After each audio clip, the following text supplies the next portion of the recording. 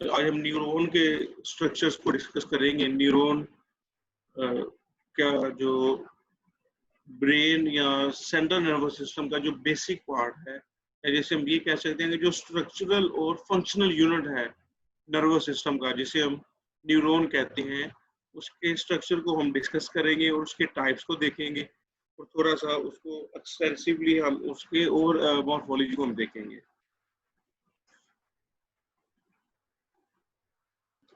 इसकी डेफिनेशन तो यही होगी, बहुत ही छोटी वन लाइन डेफिनेशन है। The basic structural and functional units of nervous system are called as neurons. लेकिन न्यूरॉन्स के अलावा नर्वस सिस्टम में, स्पेशली ब्रेन्स में, अदर सेल्स भी होते हैं जिसको हम कहते हैं न्यूरोग्लिया। ये अदर सेल्स हायर एनिमल्स में, खास तौर पे ह्यूमन बींग्स और दूसरे हायर एनिमल्स के अंदर एग्जिस्ट करते हैं, जो कि ब्रेन का हाफ से भी ज्यादा पार्ट बनाते हैं। These are called as neuroglia. Brain के अंदर न्यूरॉन्स के अलावा अदर सेल्स भी होते हैं। इनका काम होता है कि ये ब्रेन के जो न्यूरॉन्स हैं, न्यूरॉन्स की ये नरिशमेंट करते हैं। न्यूरॉन्स को ये फूड सप्लाई करते हैं, glucose, amino acid, water, oxygen, और इसके अलावा दूसरे जो मिनरल्स हैं, खास तौर पे सोडियम, पोटाशियम, ये न्यूरॉन्स को सप्लाई करते हैं न्यूरोग्लिया। लिहाजा न्यूरॉन्स की नरिशमेंट का काम न्यूरोग्लिया के सुपुर्द होता है। न्यूरोग्लिया का ये इतना डाइवर्स फंक्शन इसलिए होता है कि ब्रेन के अंदर कोई ब्लड वेसल्स डायरेक्टली पेनिट्रेट नहीं की होती। जितनी भी ब्रेन में जो ब्लड वेसल्स होती हैं वो सारी की सारी स्कैल्प के अंदर रह जाती हैं। खोपड़ी की जो स्कल की जो बाहर वाली लेयर होती है, जो स्किन होती है, उसके अंदर ब्लड वेसल्स होती हैं। ब्रेन के अंदर कोई किसी किस्म की ब्लड वेसल नहीं होती। तो ये सारा डिफ्यूजन के प्रोसेस की मदद से ही न्यूरोग्लिया जो है ये डिफ्यूज करके ब्रेन के तमाम सेल्स को ऑक्सीजन, ग्लूकोज, वाटर और अमाइनो एसिड और दूसरे नरिशमेंट प्रोवाइड करते हैं। उसके अलावा न्यूरोग्लिया ये जो है ब्रेन सेल्स की प्रोटेक्शन भी करते हैं in the form of myelin sheath. जबकि जो न्यूरॉन्स हैं, लिविंग ऑर्गेनिजम्स के अंदर न्यूरॉन्स की 3 मेजर टाइप्स होती हैं। Neurons, there are 3 major types of neurons. पहली टाइप इसमें कहलाती है सेंसरी न्यूरॉन्स, दूसरी इसके अंदर कहलाती है इंटर न्यूरॉन्स, और थर्ड टाइप्स कहलाती है motor neurons. Sensory neurons, inter neurons and motor neurons. ये वाली जो है टाइप, ये सेकंड डायग्राम, ये कहलाती हैं सेंसरी न्यूरॉन्स। सेंसरी न्यूरॉन्स को इस तरह से आइडेंटिफाई किया जाता है कि इनके अंदर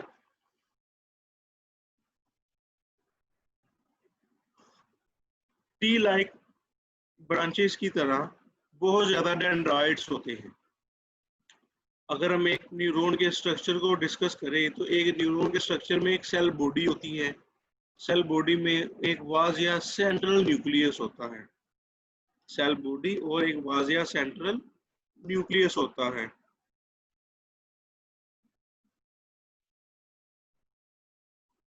जिस तरह आप ये देख लें, सेल बॉडी है, उसमें एक न्यूक्लियस है। सेल बॉडी में 2 तरह के प्रोसेसेस होते हैं, 2 तरह के उभार होते हैं, जिनको हम कहते हैं डेंड्राइट्स या एक्सोन्स। डेंड्राइट्स और एक्सोन्स, ये जो डेंड्राइट्स हैं, ये जो है ब्रांच लाइक डेंड्राइट्स सेल के अंदर जो पैदा होने वाले नर्व इम्पल्सेस हैं, जो सेल सिग्नल्स हैं, नर्व इम्पल्सेस को ट्रेवल करते हैं towards the cell body. Dendrites हमेशा सिग्नल को मूव करवाते हैं टूवर्ड्स द सेल बॉडी। ये जो है सेल बॉडी। सेल बॉडी के अंदर सिग्नल को प्रोसेस होता है और फौरी तौर पे सेल बॉडी से सिग्नल बाद में दूर जाता है। वो प्रोसेसेस, वो बार या वो ब्रांच जो कि नर्व इम्पल्स को सेल बॉडी से दूर लेके जाए, वो एक्सोन कहलाती है। एक्सोन जो सेंसरी न्यूरॉन्स है और जो मोटर न्यूरॉन्स हैं, सेंसरी न्यूरॉन्स और मोटर न्यूरॉन्स में एक्सोन की तादाद एक ही होती है। और जबकि जो इंटर न्यूरॉन्स हैं, इनमें ये क्लस्टर लाइक्स होते हैं, इनमें कोई खास डिफरेंशिएशन नहीं पता चलती कि डेंड्राइट्स कौन से हैं और एक्सोन्स कौन से हैं। लेकिन एक और बात या फर्क यहाँ पे ये होता है कि जो सेंसरी न्यूरॉन्स हैं, उनके डेंड्राइट्स की लेंथ छोटी होती है और उनके एक्सोन्स की लेंथ काफी ज्यादा लेंथी होती है। इसी तरह मोटर न्यूरॉन्स के अंदर भी जो सेंसरी पार्ट उसका होता है, जो डेंड्राइट्स होते हैं, डेंड्राइट्स इसके कनेक्टेड होते हैं मोटर न्यूरॉन्स के साथ और उनके जो एक्सोन्स हैं वो बॉडी की तरफ एक्सटेंड किए होते हैं और उनके जो एक्सोन्स हैं, मोटर न्यूरॉन्स के एक्सोन्स मसल्स या ग्लैंड्स के साथ अटैच होते हैं। मोटर न्यूरॉन्स के जो एक्सोन्स हैं वो मसल्स या ग्लैंड्स के साथ अटैच होते हैं, जबकि जो इंटर न्यूरॉन्स हैं ये सिर्फ और सिर्फ ब्रेन और स्पाइनल कॉर्ड में पाए जाते हैं। इसी वजह से हम इसको कहते हैं इंटर न्यूरॉन्स, कि ये सेंटर में पाए जाते हैं। सेंसरी न्यूरॉन्स कनेक्ट करते हैं इंटर न्यूरॉन्स के साथ, इंटर न्यूरॉन्स आगे कनेक्ट करते हैं मोटर न्यूरॉन्स के साथ।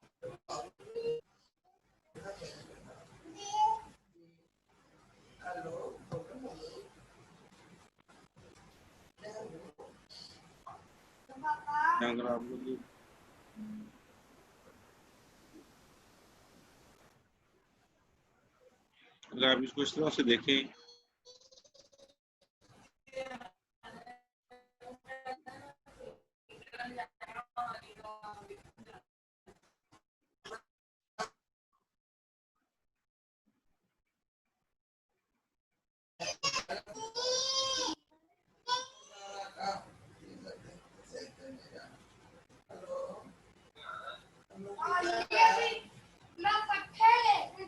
बॉडी में सबसे पहले सेंसरी न्यूरॉन्स होते हैं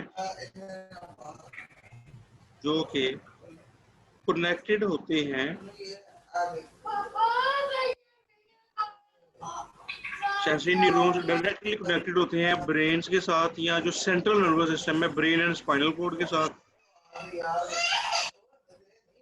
ब्रेन एंड स्पाइनल कॉर्ड के साथ।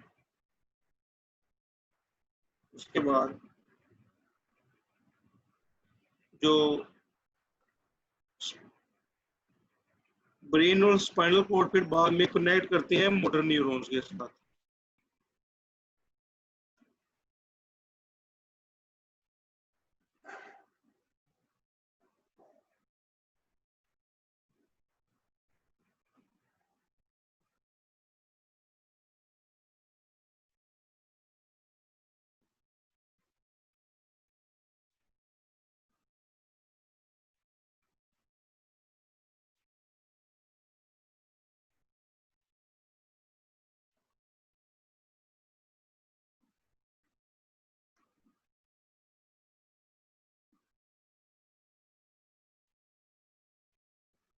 इस तरह से होगा कि सेंसरी न्यूरॉन्स, सबसे पहले सेंसरी न्यूरॉन्स कनेक्ट करते हैं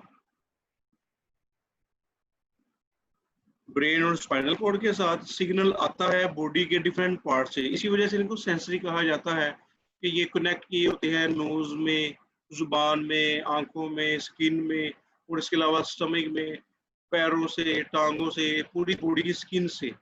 ये पूरी बॉडी से आते हैं और आके फिर ये जो लिंक करते हैं ब्रेन और स्पाइनल कॉर्ड में, जो इंटर न्यूरॉन्स होते हैं।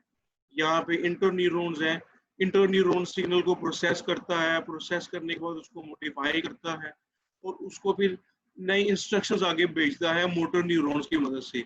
और मोटर न्यूरॉन्स बॉडी में भी मसल्स या ग्लैंड्स के साथ कनेक्टेड होते हैं और ये मसल्स और ग्लैंड्स को सिग्नल देते हैं, जिसकी वजह से मसल और ग्लैंड्स उसके मुताबिक रिस्पॉन्स पैदा करती हैं। मसल या तो कॉन्ट्रैक्ट करते हैं या ग्लैंड कोई ना कोई हार्मोन्स पैदा करते हैं। तो ये इसका फ्लो ऑफ इंफॉर्मेशन होता है, या इसका फ्लो इंफॉर्मेशन का एक मैकेनिज्म है। ये किस तरह से सेंसरी इंफॉर्मेशन बॉडी में फ्लो करती हैं और किस तरह से अपना काम करती हैं। पहले सेंसरी न्यूरॉन्स, फिर इंटर न्यूरॉन्स के बाद मोटर न्यूरॉन्स। क्योंकि इंटर न्यूरॉन्स ब्रेन और स्पाइनल कॉर्ड में एग्जिस्ट करती है, इसी वजह से इनकी लेंथ भी छोटी होती है। जबकि सबसे ज्यादा लेंथी न्यूरॉन्स होते हैं वो मोटर न्यूरॉन्स होते हैं, क्योंकि वो ब्रेन से निकलते हैं और बॉडी के डिफरेंट रीजन्स के अंदर एक्सटेंड करते हैं। ब्रेन या स्पाइनल कॉर्ड से वो मूव करते हैं, और इवन के आपके हाथों और पैरों की जो फिंगर की टिप्स हैं ये वहां तक जो है ये एग्जिस्ट कर रहे होते हैं। इसी वजह से इनकी लेंथ सबसे ज्यादा होती है।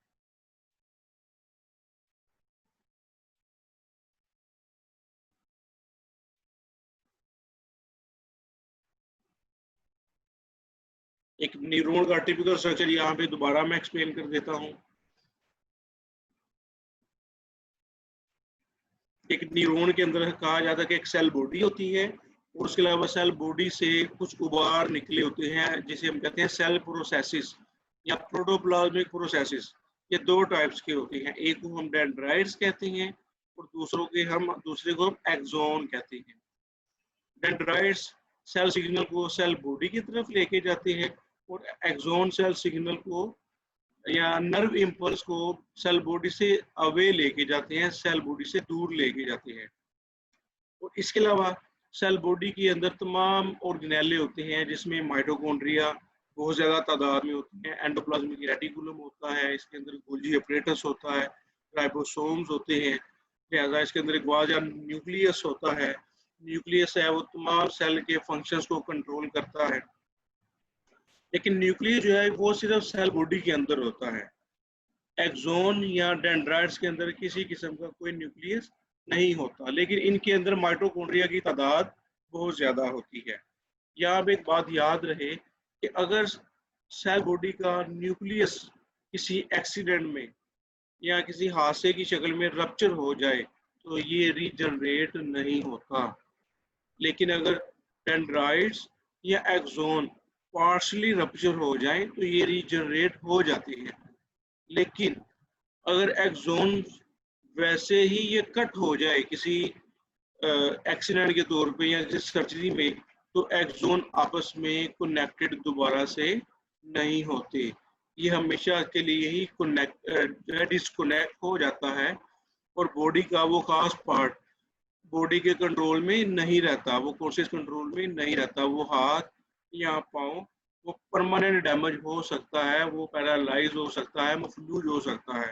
हालांकि वहाँ पे ब्लड वेसल की सप्लाई होती है, जिंदा तो होता है, लेकिन वो इंसान के इख्तियार में नहीं होता, क्योंकि एक्सोन वहाँ से कट हो चुका होता है।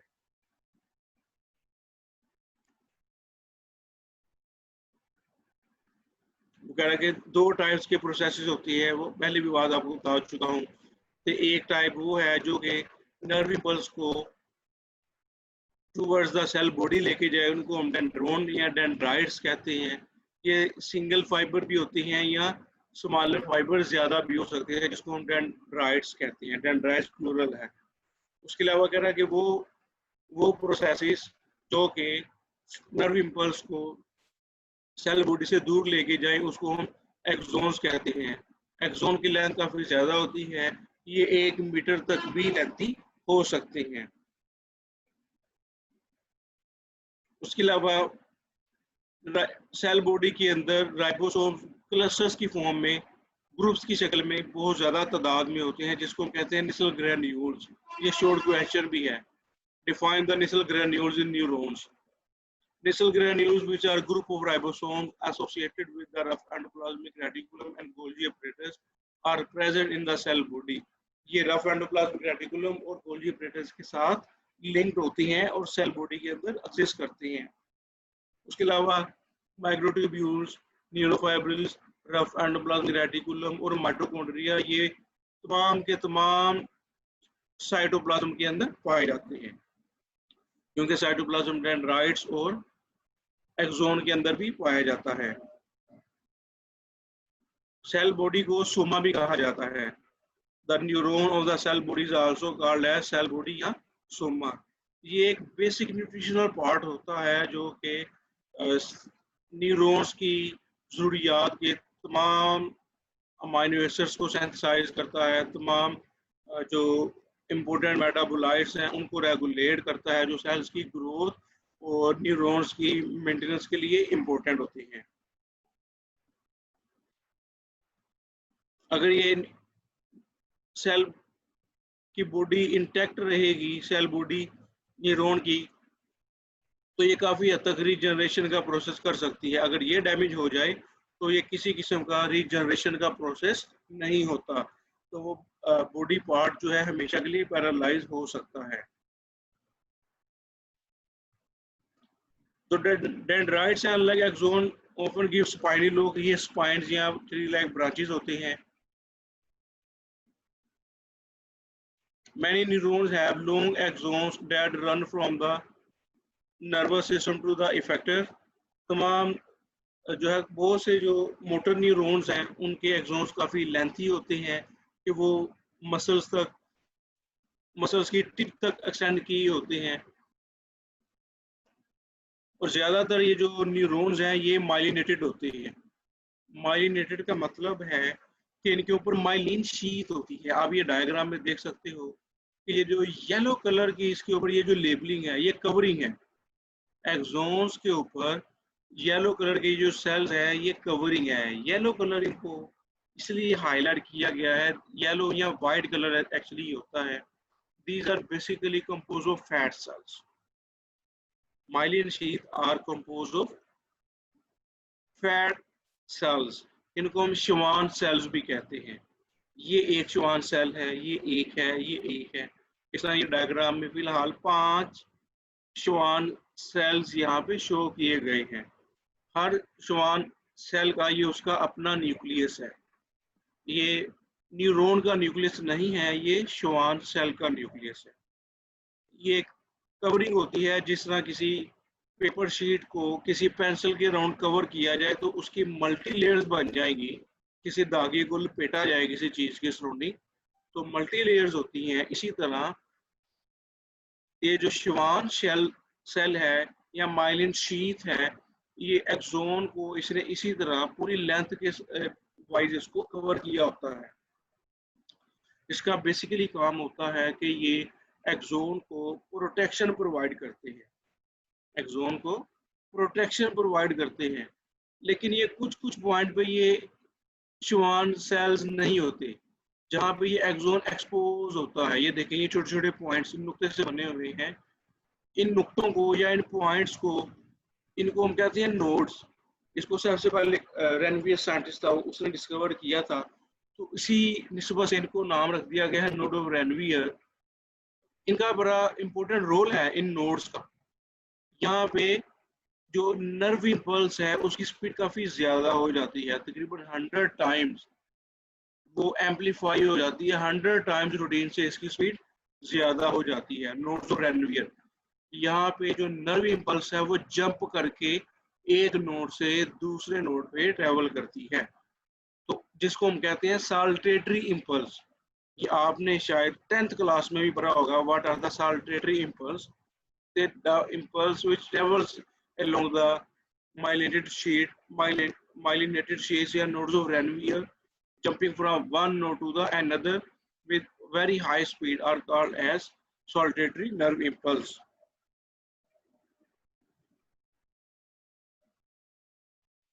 बहुत से न्यूरॉन्स के अंदर सिर्फ एक ही फाइबर होता है which branches a short distance from the cell body, जो कि सेल बॉडी के बाद कुछ अरसे के बाद ब्रांचेस में डिवाइड हो जाता है, जैसे कि फिंगर्स की टिप्स में वो फैल जाता है। One branch peripheral running between the receptor side and the dorsal root ganglion in which the cell body is located. कह रहे कि एक ब्रांच स्किन में चली जाती है और दूसरी गैंग्लियन के अंदर एग्जिस्ट करती है। गैंग्लियन किसे कहते हैं? गैंग्लियन एक नई टर्मिनोलॉजी आपके सामने आई है। गैंग्लियन कहते हैं क्लस्टर ऑफ सेल बॉडीज। कि बॉडी में जगह जगह पे जो सेंसरी न्यूरॉन्स हैं उनकी सेल बॉडीज आपस में इकट्ठी होकर एक ही पॉइंट पे एग्जिस्ट करती हैं, जिसको हम गैंग्लियन कहते हैं। गैंग्लियन एक लोकल छोटे से ब्रेन की तरह काम करती हैं जो कि सिग्नल को प्रोसेस करती हैं। इसको मजीद हम आगे जाके भी डिस्कस करेंगे गैंग्लियन को।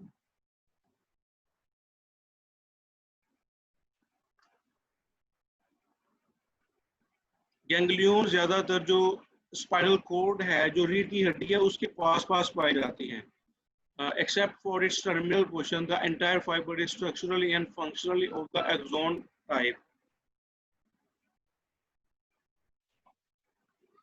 कह रहे कि सिवाय इसके गैंग्लियन के या इसकी सेल बॉडी के तमाम का तमाम जो इसका न्यूरॉन का स्ट्रक्चर है वो एक्सोन की तरह होता है। मतलब उसमें जो सेंसरी पोर्शन है उसका डेंड्राइट है वो भी एक्सोन की तरह होता है। इस तरह के जो सेंसरी न्यूरॉन है जिनके अंदर सिंगल लॉन्ग डेंड्राइड होता है, हैव नो टू डेंड्राइड्स, इनके अंदर वाज़ेह डेंड्राइड्स नहीं होते, बल्कि उनके अंदर जो डेंड्राइट है वो भी एक्सोन्स की तरह होता है। और इसमें एक पेरिफेरल ब्रांच होती है जिसको हम डेंड्रोन कहते हैं। इसमें सिर्फ नर्व इंपल्स की डायरेक्शन की बेस पे इस न्यूरॉन की सेल बॉडी को डिफरेंशिएट किया जाता है। इस न्यूरॉन में सिर्फ नर्व इंपल्स की डायरेक्शन की बेस पे सेल बॉडी एक्सोन्स और डेंड्राइट्स को डिफरेंशिएट किया जाता है। जैसे अभी हमने ये डायग्राम देखी थी, ये वाली, इसमें आप देखो ये रिसेप्टर सेल है। रिसेप्टर सेल के बाद यहाँ पे सिर्फ एक ही डेंड्रोन है, एक इलोंगेटेड डेंड्राइट है और वो भी माइलिनेटेड है। और जबकि यहाँ पे जो एक्सोन सेल है वो भी माइलिनेटेड है। तो इसको अगर हम देखें तो ये पता चलता है कि इसके डेंड्राइट और एक्सोन में कोई खास फिजिकली डिफरेंस नहीं है, दोनों एक जैसे हैं। लिहाजा इन दोनों को डिफरेंशिएट किया जाता है on the basis of the direction of the nerve impulse. जबकि दूसरी तरफ जो सेल्स हैं, इंटरन्यूरॉन में भी डेंड्राइट्स और एक्सोन में कोई खास डिफरेंस नहीं देखने में आता। लेकिन कुछ सेंसरी सेल्स ऐसे होते हैं, कुछ जो सेंसरी न्यूरॉन्स हैं उसमें ब्रांच लाइक न्यूरॉन्स देखने में, डेंड्राइट्स देखने में मिलते हैं। आज का जो सेशन है यहीं तक हम इसको क्लोज करते हैं। अगर किसी स्टूडेंट ने कोई क्वेश्चन पूछना हो तो वो अभी पूछ सकता है। Any question from your side.